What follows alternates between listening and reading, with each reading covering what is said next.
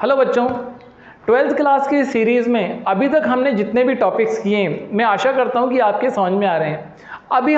अभी तक हमारे कितने टॉपिक हुए हैं? अभी तक हमने किया है इलेक्ट्रिक चार्ज के बारे में, कूलॉम्स लॉ किया है, इलेक्ट्रिक फील्ड के बारे में पढ़ा है, इलेक्ट्रिक डाइपोल पढ़ा है। अभी इस चैप्टर का हमारा लास्ट टॉपिक जो है, ये लास्ट टॉपिक है हमारा गॉस थ्योरम। अब गॉस थ्योरम होती क्या है? गॉस थ्योरम के लिए हम क्या करते हैं, कोई भी चार्ज बॉडी अगर होती है उस चार्ज बॉडी के कारण अगर इलेक्ट्रिक फील्ड कैलकुलेट करना हो तो गॉस ने यहाँ पे इलेक्ट्रिक फ्लक्स से रिलेटेड एक कंसेप्ट दिया। अब ये इलेक्ट्रिक फ्लक्स क्या होता है पहले इसको समझते हैं, उसके बाद फिर गॉस थ्योरम की बात करते हैं। ठीक है बच्चों, मैं अगर बात करूं कि किसी जगह पे ये इलेक्ट्रिक फील्ड लाइन्स हैं और एक दूसरी जगह पे इस टाइप की इलेक्ट्रिक फील्ड लाइन है और मैं आपसे पूछूं कि कहाँ पे इलेक्ट्रिक फील्ड स्ट्रांग है, तो आप बिना सोचे समझे ये बोलोगे कि सर यहाँ पे इलेक्ट्रिक फील्ड स्ट्रांग है। ऐसा क्यों? क्योंकि आप ओनली इलेक्ट्रिक फील्ड पे फोकस नहीं कर रहे हो, इलेक्ट्रिक फील्ड लाइंस पे फोकस नहीं कर रहे हो, आप ये फोकस कर रहे हो कि यहाँ पे 4 इलेक्ट्रिक फील्ड लाइनें और इनके बीच में डिस्टेंस ज़्यादा है। यहाँ पे इलेक्ट्रिक फील्ड लाइनें 4 ही हैं लेकिन इनके बीच में डिस्टेंस क्या है, कम है। तो यहाँ पे हम ये बोलेंगे कि यहाँ पे फील्ड डेंसिटी ज़्यादा है और यहाँ फील्ड डेंसिटी कम है। तो सिंपल सा ये बोल सकते हैं कि ओनली इलेक्ट्रिक फील्ड लाइन से ये नहीं बता सकते कि इलेक्ट्रिक फील्ड कितना स्ट्रांग है कितना वीक है। हमको यहाँ पे डेंसिटी की टर्म्स में कुछ ना कुछ एक क्वांटिटी बतानी पड़ेगी। तो इलेक्ट्रिक फ्लक्स को कैसे डिफाइन करते हैं? इलेक्ट्रिक फ्लक्स हमको ये बताएगा कि कितनी इलेक्ट्रिक फील्ड लाइनें और कितने सरफेस एरिया से पास हो रही हैं, उसको क्रॉस कर रही हैं। इसको समझने के लिए हम क्या करते हैं, कंसिडर करते हैं एक सरफेस, इस टाइप की एक सरफेस है। अब इलेक्ट्रिक फील्ड जो है, अच्छा सरफेस जो होता है इसकी सरफेस का अगर एरिया हम निकालें तो एरिया एक टाइप की वेक्टर क्वांटिटी होती है जिसको बोलते हैं एरियल वेक्टर, और एरिया की डायरेक्शन या फिर सरफेस की डायरेक्शन हमेशा सरफेस के नॉर्मल होती है। जैसे कि ये अगर सरफेस है तो इस सरफेस की नॉर्मल होगी ये, सरफेस की डायरेक्शन हो गई ये अगर सरफेस है तो इस सरफेस की डायरेक्शन हो गई ये। तो सरफेस का जो एरियल वेक्टर है वो इस डायरेक्शन में होगा, कंसीडर करते हैं इसको एन कैप। अब इलेक्ट्रिक फील्ड किस डायरेक्शन में?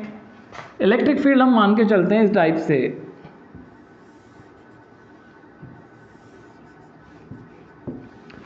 इलेक्ट्रिक फ्लक्स कैसे डिफाइन होता है? Number of electric field lines crossing surface area in the direction of surface, in the direction of surface. अब इलेक्ट्रिक फील्ड लाइनें तो स्टेप से जा रही हैं लेकिन सरफेस की डायरेक्शन ये है, तो हम क्या करेंगे, ये एंगल देख लेते हैं पहले कितना है, इसको थोड़ा स्टेप से फॉर्म करते हैं। ये आर कैप डायरेक्शन है, ठीक है, ये डायरेक्शन अलग है, ये डायरेक्शन अलग है। एन कैप और आर कैप यूनिट वेक्टर्स हैं। ये एंगल हो गया हमारा थीटा। तो इलेक्ट्रिक फील्ड का इस डायरेक्शन में कंपोनेंट कितना होगा? यह अगर इलेक्ट्रिक फील्ड है, इसके कंपोनेंट्स अगर निकालें तो इलेक्ट्रिक फील्ड का इस डायरेक्शन में कंपोनेंट अगर ये थीटा है तो वो होगा E cos theta. Electric field का इस डायरेक्शन में जो कंपोनेंट हो गया वो हो गया ई कॉस थीटा, ठीक है। और यहाँ पे छोटी सी सरफेस ले लेते हैं हम, कितनी, ds। तो यहाँ से जब हमको फ्लक्स मिलेगा वो भी छोटा सा मिलेगा क्योंकि छोटी सी सरफेस काउंट कर रहे हैं हम, ds सरफेस। पूरी सरफेस का एरिया तो कुछ और होगा। तो यहाँ पे जो फ्लक्स होगा वो भी बहुत स्मॉल होगा। फाई ई रिप्रेजेंट करेगा इलेक्ट्रिक फ्लक्स को, डी फाई ई रिप्रेजेंट कर रहा है छोटे से फ्लक्स को। तो ये छोटा सा फ्लक्स कितना होगा, E cos theta, electric field in the direction of area and surface area, छोटा सा सरफेस एरिया ds। दोनों तरफ अगर इंटीग्रेट करें तो यहाँ पे तो क्या हो जाएगा अपना फाई ई, और यहाँ पे क्या मिल जाएगा हमको, ई ds cos theta. Electric field एक वेक्टर क्वांटिटी, सरफेस एरिया एक वेक्टर क्वांटिटी। तो दो वेक्टर्स क्वांटिटी के साथ अगर कॉस थीटा आ रहा है तो ये किस प्रोडक्ट को शो करता है, डॉट प्रोडक्ट को शो कर रहा है। तो फ्लक्स को हम बोल सकते हैं कि इलेक्ट्रिक फ्लक्स जो है एक स्केलर क्वांटिटी है। कैसी क्वांटिटी है, स्केलर क्वांटिटी, क्योंकि डॉट प्रोडक्ट हमको स्केलर क्वांटिटी को शो करता है। और इसकी यूनिट क्या हो गई, इलेक्ट्रिक फील्ड की यूनिट होती है न्यूटन पर कूलम। सरफेस एरिया की यूनिट क्या होती है? Metre square. Newton metre square पर कूलम, ये यूनिट हो गई किसकी? फ्लक्स की। अब यहाँ पे अलग अलग केस पॉसिबल हैं, theta equal to 0, theta equal to 90, theta equal to 180। तो अलग अलग केस अगर ले, थीटा इक्वल टू 0, जब थीटा 0 होगा, कॉस 0 की वैल्यू होती है 1, तो फ्लक्स होगा मैक्सिमम EDS। जब थीटा 90 होगा तो फ्लक्स होगा 0। जब थीटा 180 है तो फ्लक्स होगा तो मैक्सिमम बट नेगेटिव होगा। ठीक है, अब ये 0, 90 और 180 डिग्री पे फ्लक्स क्या होता है इसको हम देखते हैं। ये सरफेस है, सरफेस की डायरेक्शन उधर है। अब इलेक्ट्रिक फील्ड लाइन भी इसी डायरेक्शन में है, तो सरफेस की जो डायरेक्शन है वही डायरेक्शन हमारी इलेक्ट्रिक फील्ड की भी है, इलेक्ट्रिक फील्ड लाइंस की भी है। तो यहाँ पे थीटा हमारा 0 होगा, मतलब कि इलेक्ट्रिक फील्ड लाइनें सारी इस सरफेस को क्रॉस कर रही हैं। इस कंडीशन में हमारा फ्लक्स क्या होता है? मैक्सिमम। सेकंड केस, ये सरफेस की डायरेक्शन उधर, इलेक्ट्रिक फील्ड लाइनें इस टाइप से आ रही हैं। तो क्या ये इलेक्ट्रिक फील्ड लाइनें इस सरफेस से पास हुई? नहीं। तो सरफेस से अगर इलेक्ट्रिक फील्ड लाइनें पास नहीं होंगी तो हमारा फ्लक्स भी कितना काउंट होगा? 0। थर्ड केस क्या होगा? सरफेस की डायरेक्शन उधर बट इलेक्ट्रिक फील्ड आ रहा है इस डायरेक्शन में, तो सरफेस उस डायरेक्शन में, इलेक्ट्रिक फील्ड इस डायरेक्शन में। थीटा कितना हो गया? 180, और थीटा 180 हो गया तो हमारा फ्लक्स क्या होगा? नेगेटिव, बट होगा मैक्सिमम ही, माइनस EDS। ठीक है, इंटीग्रेशन क्या बता रहा है? इंटीग्रेशन टोटल फ्लक्स को बता रहा है इस पूरी सरफेस का। तो हमने फ्लक्स देख लिया क्या होता है। अब ये जो गॉस थ्योरम है, गॉस थ्योरम फ्लक्स पे ही बेस्ड है। गॉस थ्योरम ने क्या बोला कि किसी भी चार्ज बॉडी के कारण अगर इलेक्ट्रिक फील्ड कैलकुलेट करना है तो आप फील्ड कैलकुलेट ना करके फ्लक्स को कैलकुलेट करो, और उस फ्लक्स से फिर आप क्या निकाल दो? Electric field. सपोज करते हैं ये एक पॉजिटिव चार्ज बॉडी है जिसका चार्ज कितना है? +Q। इस चार्ज Q का किसी डिस्टेंस पे फ्लक्स फाइंड आउट करना है। लेट सपोज इस डिस्टेंस पे फ्लक्स फाइंड आउट करना है, तो इस पॉइंट से पास होती हुई एक इमेजिनरी सरफेस ड्रॉ करेंगे। ये इमेजिनरी सरफेस जो है कोशिश करनी है हमको कि यूनिफॉर्मली हो। यूनिफॉर्मली बोलने का मतलब इस पॉइंट से ये डिस्टेंस यहाँ पे जितनी है वहाँ पे भी इतनी हो, इधर भी इतनी हो, इधर भी इतनी हो, डिस्टेंस सब जगह क्या हो? सेम हो। तो इस टाइप की एक बॉडी अगर ड्रॉ करें, ये एक पॉइंट चार्ज बॉडी है और पॉइंट की जो शेप होती है वो स्फीयर होती है। तो इस पॉइंट से पास होता हुआ एक स्फीयर ड्रॉ करेंगे।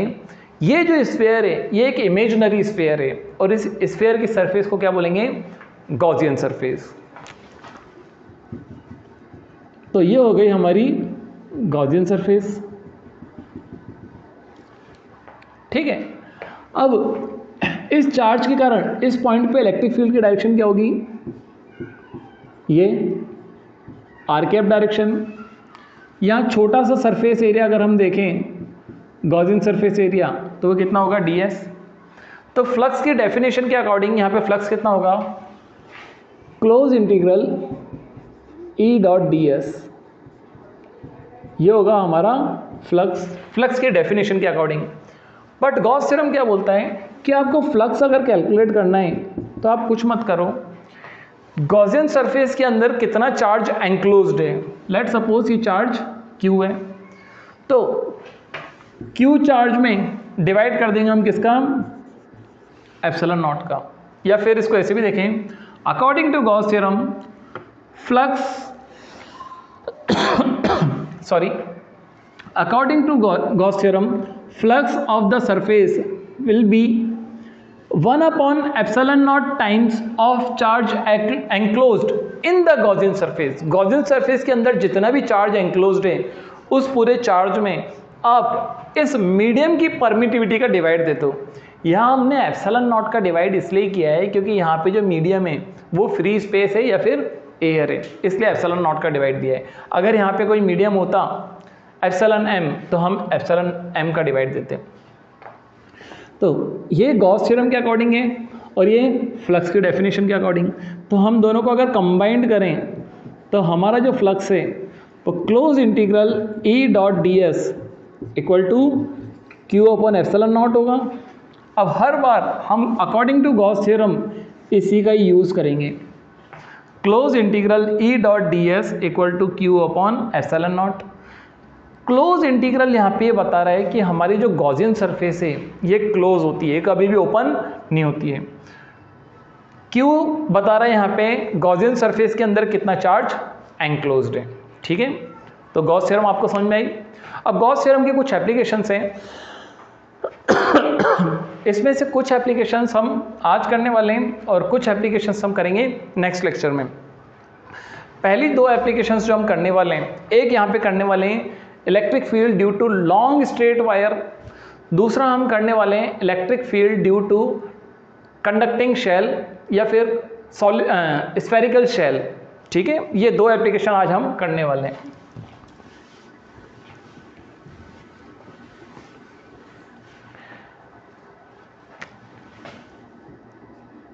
ये क्या है, गॉस थ्योरम की एप्लीकेशन है। गॉस थ्योरम की ऐसे तो 4 एप्लीकेशंस होंगी, हमें आज कितने करने वाले हैं, 2।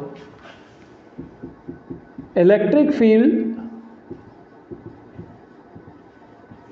Due to long straight wire. Long straight wire को इन्फिनिटी वायर भी बोल सकते हैं। अब ये इन्फिनिटी वायर क्यों होगी वो भी देखते हैं। क्या ये वायर इन्फिनिटी का काम करेगी? हाँ, इन्फिनिटी काम कर सकती है। कब? जब इसके कारण इलेक्ट्रिक फील्ड बहुत कम डिस्टेंस पे निकालना हो, इतनी सी डिस्टेंस पे। ये डिस्टेंस 1 mm है और इसकी साइज़ जो है वो 10 सेंटीमीटर या उससे ज़्यादा है। तो 1 mm और 10 सेंटीमीटर में बहुत ज़्यादा डिफरेंस आ गया, तो ये वायर जो है इन्फिनिटी का काम कर सकती है।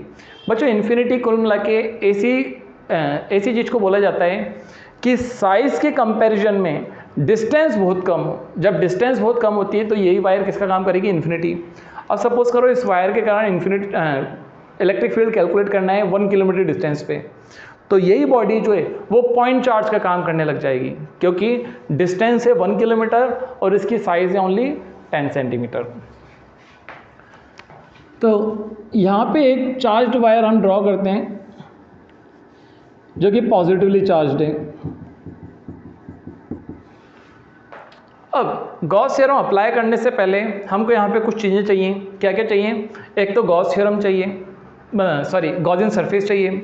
दूसरा, इसका इलेक्ट्रिक फील्ड होगा कैसा। इसके लिए हम यहाँ पे इसके 2 पार्ट कंसीडर कर लेते हैं। एक एंड पे छोटा सा चार्ज है dq, दूसरे एंड पे भी छोटा सा चार्ज है dq, और इसके सेंटर पॉइंट से एक लाइन पास हो रही है। इस किसी पॉइंट पे इलेक्ट्रिक फील्ड देखते हैं। तो यहाँ पे अगर चार्ज dq है, ये डिस्टेंस dr है, तो इलेक्ट्रिक फील्ड इस डायरेक्शन में होगा, छोटा सा इलेक्ट्रिक फील्ड, क्योंकि चार्ज छोटा सा है। सिमिलरली इस चार्ज के कारण यहाँ पे इलेक्ट्रिक फील्ड अगर देखेंगे तो उतना ही होगा। उतना ही क्यों होगा? क्योंकि जब ये डिस्टेंस दोनों जगह सेम है, ये डिस्टेंस दोनों जगह सेम है, तो ये वाली डिस्टेंस भी क्या होगी, दोनों जगह सेम होगी, क्योंकि 90 डिग्री का एंगल है। जब डिस्टेंस सेम है तो इलेक्ट्रिक फील्ड भी क्या होगा, सेम होगा। अब इस इलेक्ट्रिक फील्ड के कंपोनेंट्स अगर निकालें तो ऑब्वियसली इसका एक कंपोनेंट आएगा ऊपर, एक कंपोनेंट आएगा इस डायरेक्शन में, इसका एक कंपोनेंट आएगा ऊपर और एक कंपोनेंट आएगा इस डायरेक्शन में। ये दोनों कंपोनेंट एक दूसरे को कैंसिल आउट करेंगे और नेट इलेक्ट्रिक फील्ड इस डायरेक्शन में आया। इसको हम यहाँ पे देखते हैं। ये वायर का एक पॉइंट, ये वायर का एक पॉइंट, इसके कारण इलेक्ट्रिक फील्ड यहाँ पे देखा था हमने। तो इलेक्ट्रिक फील्ड कहाँ पे आ रहा था, ऊपर। सिमिलरली ये वाले पॉइंट पे अगर देखें तो इस वाले पॉइंट पे इलेक्ट्रिक फील्ड की डायरेक्शन ये, इस वाले पॉइंट पे इलेक्ट्रिक फील्ड की डायरेक्शन ये, तो इलेक्ट्रिक फील्ड होगा इस डायरेक्शन में। इधर और इधर कोई इलेक्ट्रिक फील्ड नहीं होगा। तो हम ये बोल सकते हैं कि वायर के कारण इलेक्ट्रिक फील्ड इस डायरेक्शन में होगा, इधर होगा, इधर होगा, इन डायरेक्शन में पॉसिबल है, इस वाली डायरेक्शन में और इस वाले डायरेक्शन में पॉसिबल नहीं है। तो वायर के कारण जो गॉसियन सरफेस बनाएंगे वो सिलेंड्रिकली लेंगे। अब सिलेंडर में टोटल 3 सरफेस होती हैं, 2 तो होते हैं क्रॉस सेक्शन और एक होता है कर्व सरफेस। ये ले लिया हमने वायर जो कि पॉजिटिवली चार्ज्ड है।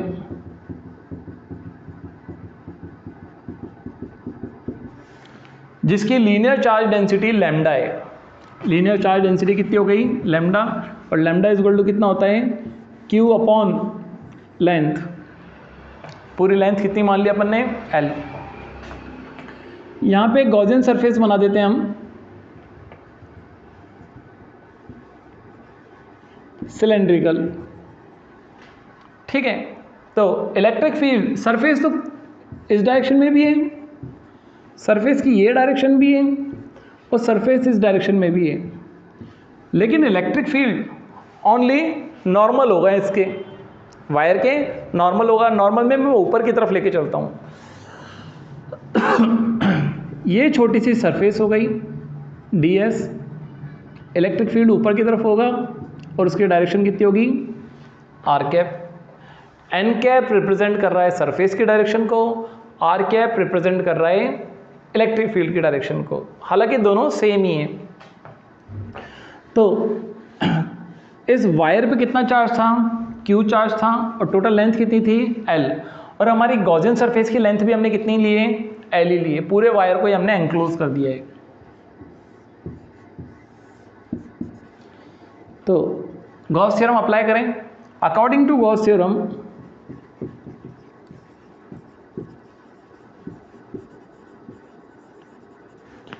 Close integral E dot ds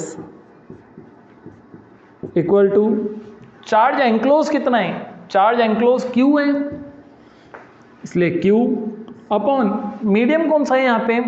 vacuum या फ्री स्पेस या फिर air, epsilon not.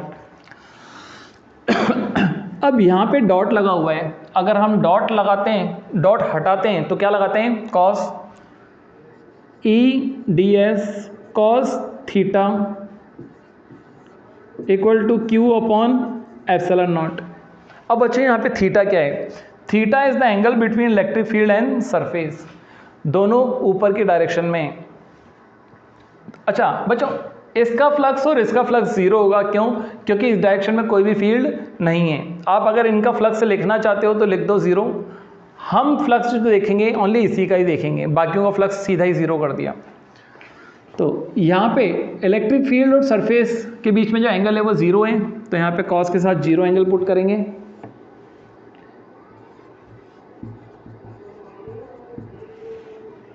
Cos zero की वैल्यू कितनी होती है? 1 Q अपॉन एप्सिलॉन नॉट। यहाँ पे बता देते हैं कि थीटा इक्वल टू कितना था? 0।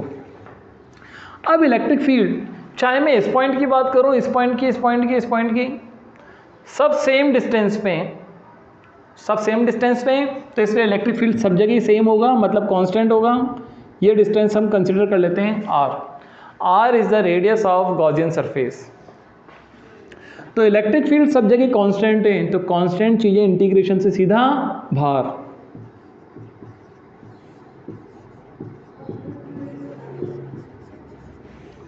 क्लोज इंटीग्रल ds हमको बता रहा है पूरे गॉसियन सरफेस का एरिया। अब गॉसियन सरफेस कौन सी वाली काउंट हो रही है? ये तो काउंट नहीं हो रही, ये भी नहीं हो रही, only curved surface area count हो रहा है, ये वाला। और सिलेंडर के कर्व्ड सरफेस एरिया का फॉर्मूला होता है 2 पाई r h। 2 पाई r हो गई रेडियस, h हो गई सिलेंडर की हाइट। सिलेंडर की हाइट हमने ली हुई है l, तो इस सरफेस एरिया की जगह हम रखते हैं 2 पाई r l Q upon epsilon naught. तो इलेक्ट्रिक फील्ड आ गया हमारा Q अपॉन 2 पाई r l एप्सिलॉन नॉट। अब हम ये जो चार्ज है, इस चार्ज को किसकी टर्म्स में लिखते हैं? लीनियर चार्ज डेंसिटी की टर्म्स में। तो Q की जगह क्या पुट कर सकते हैं? तो Q की जगह जब लैम्डा l पुट करेंगे, lambda l upon 4 pi epsilon naught, sorry 2 pi epsilon naught R L, L से एल गया तो इलेक्ट्रिक फील्ड आ गया हमारा lambda upon 2 pi epsilon naught R. अब बच्चों हमको 1 अपॉन 4 पाई एप्सिलॉन नॉट की आदत है, और 1 अपॉन 4 पाई एप्सिलॉन नॉट क्या होता है? के। बट यहाँ पे क्या आ रहा है? 2 पाई एप्सिलॉन नॉट, तो हम 2 से मल्टीप्लाई और डिवाइड करें तो यहाँ पे इलेक्ट्रिक फील्ड हो जाएगा 2 lambda upon 4 pi epsilon naught R. This is the electric field due to long straight wire. अब ये इलेक्ट्रिक फील्ड किस पे डिपेंड कर रहा है? एक तो लीनियर चार्ज डेंसिटी पे जो कि कांस्टेंट है, दूसरा किस पे डिपेंड कर रहा है? Inversely proportional to distance. Wire की लेंथ पे तो डिपेंड ही नहीं कर रहा। तो वायर की लेंथ कुछ भी हो, इलेक्ट्रिक फील्ड कब चेंज होगा? जब डिस्टेंस चेंज होती जाएगी। जैसे जैसे डिस्टेंस बढ़ती जाएगी ऐसे ऐसे इलेक्ट्रिक फील्ड क्या होता जाएगा? कम होता जाएगा। और वायर के पास क्या होगा? मैक्सिमम। ठीक है, तो इस टाइप से हमने गॉस थ्योरम का यूज़ करके इलेक्ट्रिक फील्ड कैलकुलेट किया। किसके कारण? स्ट्रेट लॉन्ग वायर, या फिर इसको इन्फिनिटी वायर भी बोल सकते हैं। जो नेक्स्ट टॉपिक है हमारा गॉस थ्योरम की, जो नेक्स्ट एप्लीकेशन है वो है electric field due to conducting sphere, या फिर स्फेरिकल शेल बोल सकते हैं। बच्चों यहाँ पे स्फेरिकल शेल का मतलब क्या होगा? स्फेरिकल शेल का मतलब होगा कि हमारा जो मैटर है वो ओनली सरफेस पे है। ठीक है, और यहाँ पे ये कंडक्टिंग स्फीयर बोलने का क्या मतलब हुआ? नॉन कंडक्टिंग नहीं हो सकता था क्या? वो देखते हैं।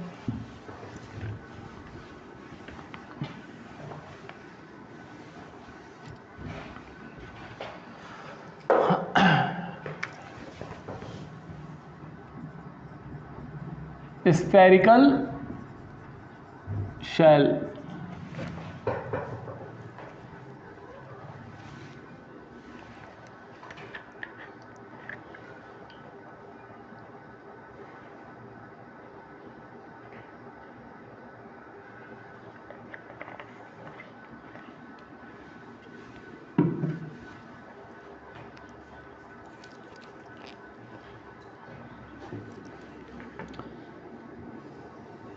ये हो गया हमारा एक स्फीयर, हॉलो स्फीयर। अब बच्चों क्या करते हैं, इसके सेंटर पे एक चार्ज रख देते हैं, प्लस क्यू चार्ज। तो सेंटर पे अगर हमने प्लस क्यू चार्ज रखा तो इंडक्शन मेथड से ये क्या करेगा?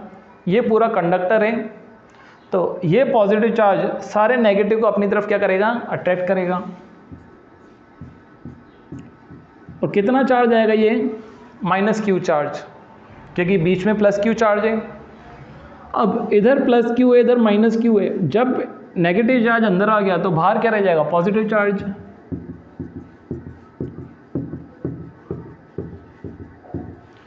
तो स्फीयर के अंदर टोटल चार्ज कितना हो गया? 0। और सारा का सारा पॉजिटिव चार्ज हमको कहाँ पे दिखने लग गया? स्फीयर पे। तो हम इसको अगर नॉन कंडक्टिंग अगर रखते तो हमको चार्ज तो करना पड़ता, तो चार्ज ऑटोमेटिकली कहाँ पे आ जाता? सरफेस पे। इसलिए हम यहाँ पे क्या करते हैं, ये बोल के चलते हैं कि कंडक्टिंग स्फीयर या फिर स्फेरिकल शेल। स्फेरिकल शेल मतलब कि मैटर जो है वो ओनली सरफेस पे, बाकी अंदर से पूरा क्या है? हॉलो। स्फेरिकल शेल के लिए जो अपन को इलेक्ट्रिक फील्ड निकालना रहेगा वो 3 पोजीशन पे निकालना रहेगा: आउटसाइड, एट सरफेस, इनसाइड। ये हो गई हमारी स्फेरिकल शेल जो कि पॉजिटिवली चार्ज है।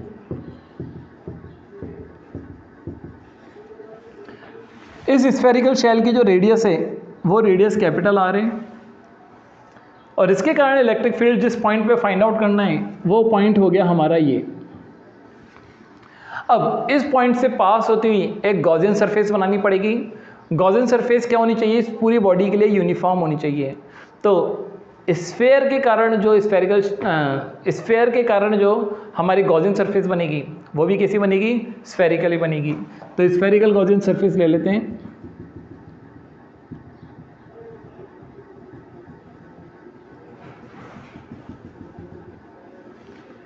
ये स्फेरिकल गॉसियन सरफेस हो गई। इस पूरी चार्ज बॉडी के कारण इस पॉइंट पे इलेक्ट्रिक फील्ड इस डायरेक्शन में होगा, जिसकी डायरेक्शन होगी आर कैप। छोटी सी सरफेस यहाँ पे होगी कितनी? ds, जिसकी डायरेक्शन भी कहाँ होगी?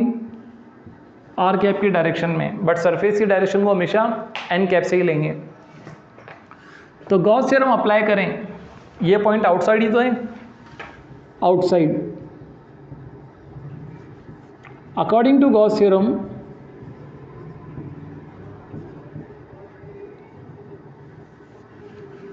Close integral E dot D S equal to Q upon epsilon naught. पूरी सरफेस पे चार्ज क्यू था और पूरे ही चार्ज को हमने क्या कर दिया है? एनक्लोज कर दिया है। गॉसियन सरफेस क्लोज है ही सही। डॉट हटेगा, कॉस लगेगा, Q upon epsilon naught as it is. ये थीटा क्या है? Theta is the angle between electric field and surface area, जो कि 0 है। तो कॉस 0 की वैल्यू कितनी होती है? 1। तो हमारा बचेगा क्या? Only EDS। यहाँ पे बता देते हैं कि थीटा इक्वल टू कितना होगा? 0। अब इलेक्ट्रिक फील्ड चाहे यहाँ पे बात करें, यहाँ पे, यहाँ पे, यहाँ पे, यहाँ पे, सब जगह सेम होगा। तो इलेक्ट्रिक फील्ड यूनिफॉर्म होने के कारण कहा जाएगा बाहर, close integral ds Q upon epsilon naught. अब क्लोज इंटीग्रल ds हमको बता रहा है गॉसियन सरफेस का एरिया। ये रही गॉसियन सरफेस। अब इस गॉसियन सरफेस की डिस्टेंस कितनी है? तो कंसिडर कर लेते हैं कि जो बड़ा वाला स्फीयर है इसकी रेडियस स्मॉल r है। तो इसकी रेडियस अगर स्मॉल r है तो गॉसियन सरफेस का एरिया, स्फीयर के एरिया का फॉर्मूला होता है 4πr²। 4π small r²।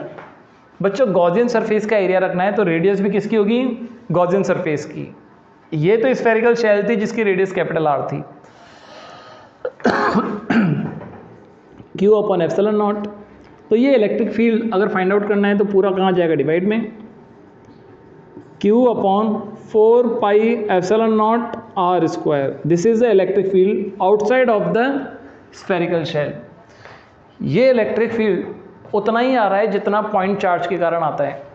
तो हम ये बोल सकते हैं कि एक स्फेरिकल शेल के कारण अगर outside electric field find out करें तो आउटसाइड इलेक्ट्रिक फील्ड ऐसा लगता है कि पूरा का पूरा जो पॉजिटिव चार्ज है वो एक सेंटर पॉइंट पे या एक छोटे से पॉइंट पे कॉन्सेंट्रेट हो रखा है, क्योंकि यहाँ पे इलेक्ट्रिक फील्ड उतना ही आ रहा है जितना पॉइंट चार्ज के कारण आता है। ठीक है, ये हो गया आउटसाइड। अब कहाँ निकालना है? At surface. जब हमको सरफेस पे फाइंड आउट करना होगा तो हमारी गॉसियन सरफेस हमको क्या करनी पड़ेगी? छोटी करनी पड़ेगी। और गॉसियन सरफेस हम कहाँ तक लाएंगे? यहाँ तक।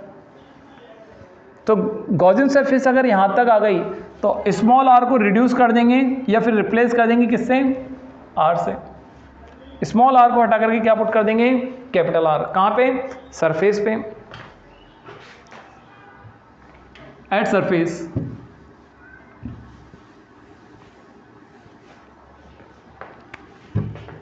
एट सरफेस स्मॉल r की जगह क्या पुट कर देंगे? Capital R। तो हमारा इलेक्ट्रिक फील्ड हो जाएगा Q upon 4π epsilon naught capital R²।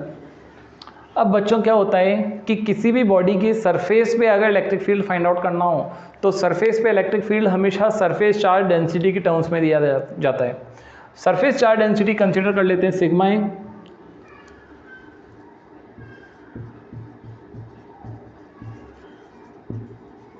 Density sigma. Surface charge density का फॉर्मूला होता है charge upon surface area. Charge upon surface area. किसका सरफेस एरिया? जहां पे चार्ज है। अब जब हम सरफेस पे फाइंड आउट कर रहे हैं तो हमारी गॉसियन सरफेस और वो जो स्फेरिकल शेल की जो सरफेस है वो दोनों एक ही हैं। तो सरफेस एरिया कितना रखेंगे? वही 4πr²। Charge upon 4πr²। तो Q की जगह क्या पुट कर सकते हैं? Sigma 4πr²। तो Q की जगह हम यहाँ पे पुट करते हैं तो इलेक्ट्रिक फील्ड सरफेस पे हमारा कितना आ जाएगा? Sigma 4πr² upon 4π epsilon naught r²। Sigma upon epsilon naught. तो चाहे स्फेयर के अलावा कोई दूसरी शेप भी हो, अगर आपको किसी भी सरफेस पे इलेक्ट्रिक फील्ड कैलकुलेट करना है तो आप देखो कि उस जगह पे सरफेस चार्ज डेंसिटी कितनी है। बॉडी अगर यूनिफॉर्म है तो सब जगह सरफेस चार्ज डेंसिटी सेम होगी, सिग्मा अपॉन एप्सिलॉन नॉट कर दो।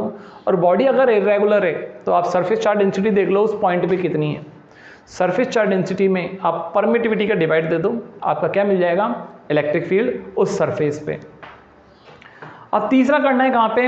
Inside the spherical shell. तो तो इनसाइड द स्फेरिकल शेल करने के लिए हम क्या करेंगे, अब इसके अंदर सपोज करते हैं इस पॉइंट पे इलेक्ट्रिक फील्ड फाइंड आउट करना है, तो इस पॉइंट से पास होती हुई गॉसियन सरफेस देखें,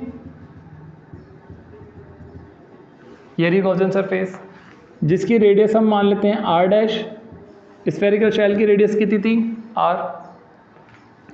तो यहाँ पे अगर हम फ्लक्स देखें तो फ्लक्स का फॉर्मूला होता है Q/ε0।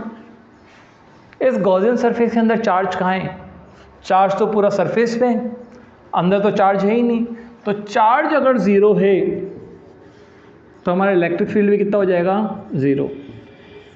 इसका मतलब क्या हुआ कि स्फेरिकल शेल के अंदर कोई भी इलेक्ट्रिक फील्ड नहीं होता है। तो हमने 3 जगह पे इलेक्ट्रिक फील्ड निकाला, inside, at surface, outside. Inside तो ज़ीरो था, सेंटर पे ज़ीरो था, फिर चलते गए चलते गए चलते गए चलते गए यहाँ पे आ गई सरफेस, सरफेस तक इलेक्ट्रिक फील्ड ज़ीरो है, सरफेस पे इलेक्ट्रिक फील्ड मैक्सिमम हो गया और वो भी कितना था, Q/4πε0 r²। अब उसके बाद अगर डिस्टेंस बढ़ती चलेगी तो इलेक्ट्रिक फील्ड क्या होता जाएगा, कम, क्योंकि इलेक्ट्रिक फील्ड का फॉर्मूला क्या आ रहा था, Q/4πε0 r² आउटसाइड।